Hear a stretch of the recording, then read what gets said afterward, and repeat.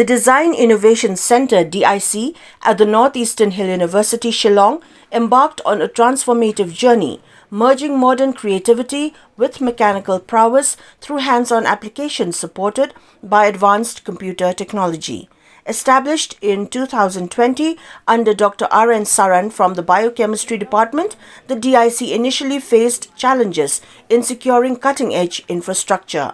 However, Dr. Saran's perseverance, aided by the Ministry of Human Resource Development, Government of India, brought the project to fruition.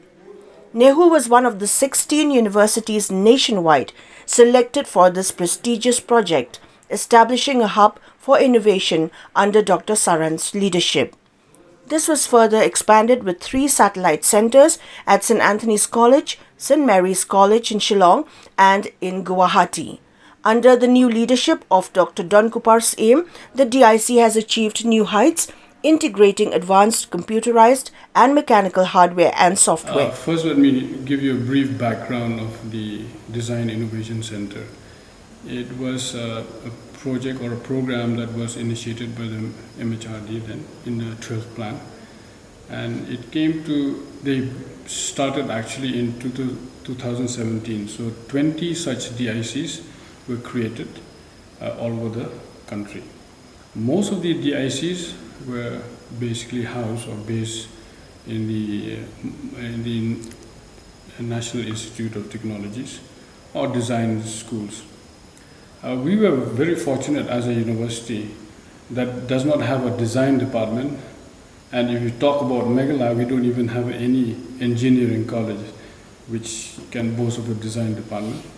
So we were fortunate that they, through the former director, Professor Saran, who through a sheer good coincidence happens to be here today. So he made a very strong pitch for having a DIC center in Nehu.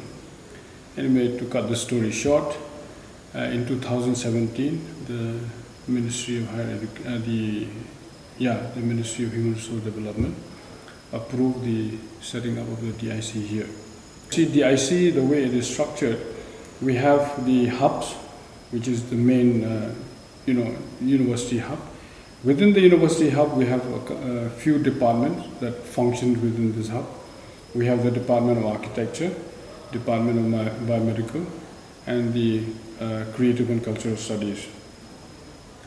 Now, over and above this, there are 3 spokes. So here, the hubs for me, for Nehu, is St. Mary's College. They have their own mandate, St. Anthony's College, and we have the IIIT Guwahati.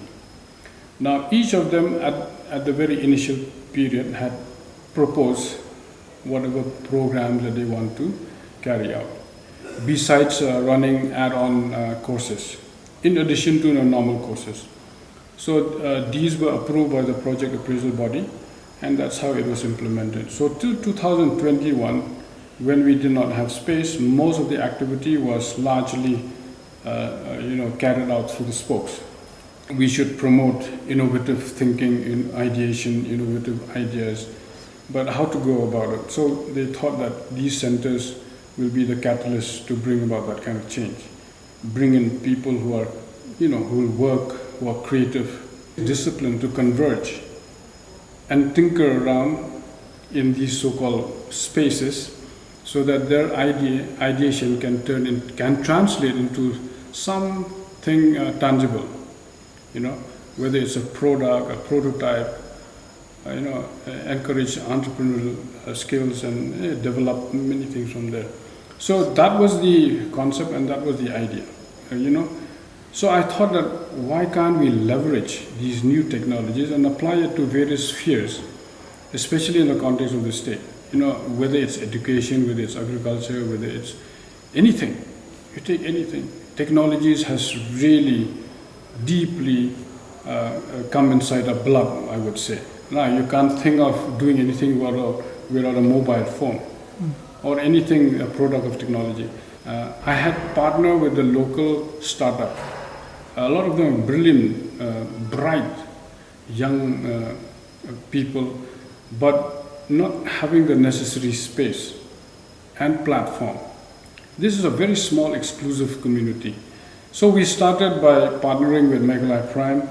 We conducted a number of ideathon and hackathon, and then having a number of small workshops while I was still building the makerspace here. So I would like to see that kind of open system. Anyway, I think NEP 2020 is very flexible, and that kind of thing can happen. But unfortunately, I'm very short on time. I'll be retiring somewhere by the end of the year. So I'm running out of time, as we say, but it would be very nice if this can happen, not only in university, but in colleges. See, most of them will want to use computer-based technologies. And that's what we have to actually see and apply. So it's very important that we created I say by habit, but I think I'm retired for almost 2.5 years now. So Don has created this beautiful infrastructure. But it must be used. And the use will happen from young people because they have that very, very fertile imaginative abilities in their minds. They are all the time thinking, they are innovating.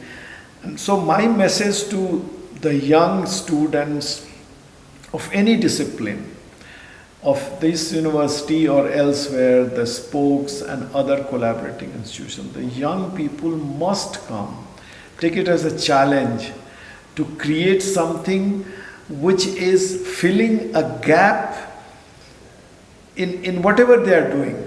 So if they are sitting on chair and they find that the chair could be more versatile, more comfortable, more convenient, cheaper, better design, taking less space, still giving you flexibility.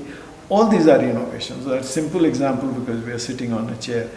But any and every space, look for the gaps. Don't say that, okay, this is what to do, I got the chair like this. No. Or got a table like this. No. I mean, the young people have to say that, okay, we have got it, but this table could be better. And that's the start of ideation as it is called. And then play around with your idea on the computer. Costs nothing. And once you have little concretized idea, then make a prototype. And all the facilities here. So I feel, today I feel really satisfied, and the compliments goes to my colleague Don and his team, that they could get this building, and getting building is perhaps not the toughest job, but to set it up, and I know him for very long, he will be facilitating young people coming forward and using the facility. So I hope your young boys and girls will take this opportunity, utilize your free time and create something for yourself and for all of us and society. Okay. This enables the production of extraordinary products using virtual reality, laser cutting, robotics, 3D printing, and other innovative tools.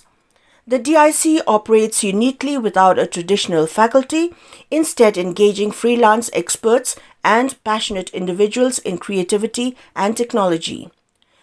Chancharik Chaudhary and Aisha Langste epitomized this approach, sharing their visionary insights and practical applications of the infrastructure. Their work underscores the DIC's commitment to nurturing local talent through training workshops and short-term courses, offering a pathway for the region's youth to engage with cutting-edge technology and unleash their creative potential.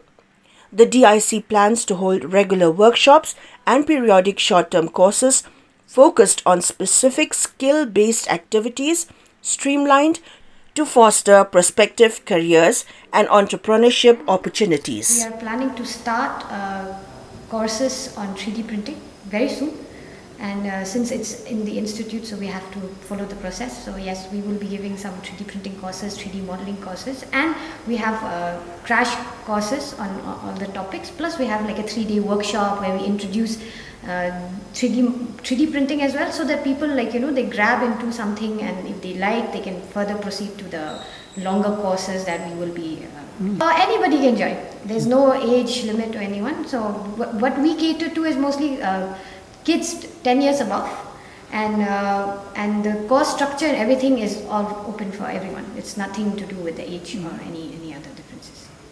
So I think I would like to say something. Come to our space. Come check out our space. We all are creative, and we would like to further nurture you and help you to think with your hands more. I think I would like to put it on that. Fruition Center, it's an initiative by the center, and mostly it's for people who are, let's say, inclined towards innovating things, and it's a resource for them. So Aisha and myself, we are a startup. We are called Turbit, and our mandate is sort of parallel to that. See, it's sort of parallel to that. There's a lot of let's say shared goals there.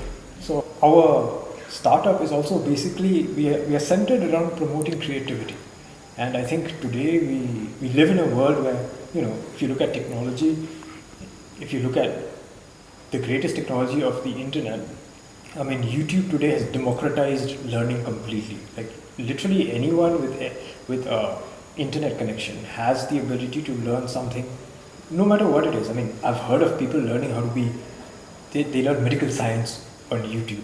So, I mean, I don't recommend that, but point being, like, we are living in a world where we can be as empowered as we want to be.